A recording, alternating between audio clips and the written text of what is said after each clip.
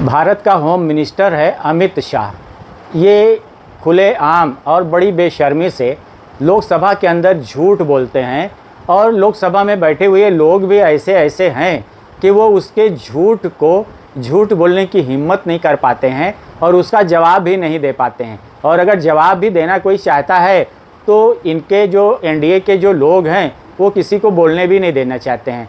अभी हाल ही की बात है, लोकसभा में कश्मीर के ताल्लुक से और अंबेडकर के ताल्लुक से और नेहरू जी की कैबिनेट के ताल्लुक से इन्होंने इतना बड़ा झूठ बोला है। आज उसी झूठ का मैं पर्दाफाश करूंगा। अमित शाह ने ये बोला कि अंबेडकर साहब ने नेहरू की कैबिनेट से इसलिए इस्तीफ़ा दिया था कि वो नेहरू की जो फॉरेन पॉलिसी थी उससे और 370 से वो सहमत नहीं थे। इस वजह से नाराज़ होकर अंबेडकर ने रिज़ाइन दे दिया था, जबकि ये सरासर झूठ, गलत, बेबुनियाद और झूठा प्रोपेगेंडा है। अंबेडकर ने जो इस्तीफ़ा दिया था उसकी वजह ये थी कि अंबेडकर चाहते थे कि जम्मू कश्मीर लद्दाख ये जो रीजन है यहाँ के लोगों से रेफरेंडम करवाया जाए और रेफरेंडम करवाने के बाद वहाँ के लोगों की असली पोजीशन मालूम होगी और उनके साथ इंसाफ किया जा सकेगा। वो उस एरिया में रेफरेंडम की बात कर रहे थे, मांग कर रहे थे। और सेकंड चीज़ जो थी उनकी नाराज़गी की वो ये थी कि अंबेडकर ने जो हिंदू कोड बिल बनाया था, ध्यान से सुनिएगा, हिंदू कोड बिल जो उन्होंने बनाया था और उस हिंदू कोड बिल में उन्होंने महिलाओं को बहुत ज़्यादा अख्तियारात और पावर और उनको जो है सक्षम बनाने की बात की थी। और ये बात मनुस्मृति के जो पुजारी हैं, मानने वाले हैं, उन लोगों को ये चीज़ नागवार गुजरी और वो लोगों ने आंदोलन शुरू कर दिया कि मनुस्मृति के जो थॉट्स हैं ये हिंदू कोड बिल में क्यों नहीं हैं। अंबेडकर चाहते थे कि हिंदू कोड बिल जो हमने पार्लियामेंट में पेश किया है, नेहरू एज इट इज़ वही हिंदू कोड बिल पार्लियामेंट में पेश करें और कैबिनेट के सामने उसको पास करवाएं। लेकिन उनका जो हिंदू कोड बिल था उसमें कुछ बदलाव किया गया, कुछ चेंजेस किया गया। इस वजह से वो नाराज़ हो गए और उसमें जो बदलाव और चेंजेस किया गया था उसकी वजह ये थी कि आरएसएस वालों ने, जनसंघ ने उसका विरोध किया था हिंदू कोड बिल का। इस वजह से अंबेडकर जी नाराज़ थे और आरएसएस वालों ने 12 दिसंबर, नोट कर लीजिए, 12 दिसंबर 1949 को 12 दिसंबर 1949 को अंबेडकर जी का और पंडित जवाहरलाल नेहरू का दोनों का पुतला ये लोगों ने जलाया था, आरएसएस और जनसंघ के लोगों ने दिल्ली में।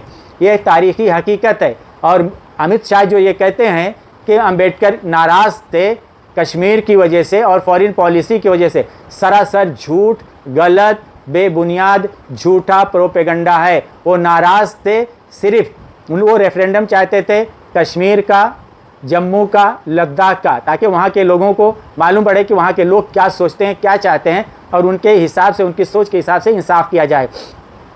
और हिंदू कोड बिल जो उन्होंने दिया था बना के, वो कोड बिल चाहते थे कि इसी तरह से उसको पास किया जाए जिस तरीके से हमने बना के दिया है। वो नहीं हुआ, इस वजह से वो नाराज़ थे और वो नाराज़गी में उन्होंने कोड बिल, और उसमें वजह क्या थी, उसमें औरतों को, महिलाओं को पावर दिया गया था और जनसंघ के लोग, मनुस्मृति के मानने वाले लोग, आरएसएस के लोग औरतों को पावर देना, उनको जो है सक्षम बनाना, महिलाओं को अधिकार देना, ये नहीं चाहते हैं। ये चाहते हैं कि औरत पैर की जूती बनी रहे और औरत उनकी सेवा करती रहे। बस औरत एक घर की किचन क्वीन बनी रहे, किचन में काम करे, बाकी औरतों को कोई अधिकार नहीं है। एक पति की सेवा करे, बस पतिव्रता, बाकी और कुछ नहीं। औरतों का इनके यहाँ पे कोई कदर नहीं है।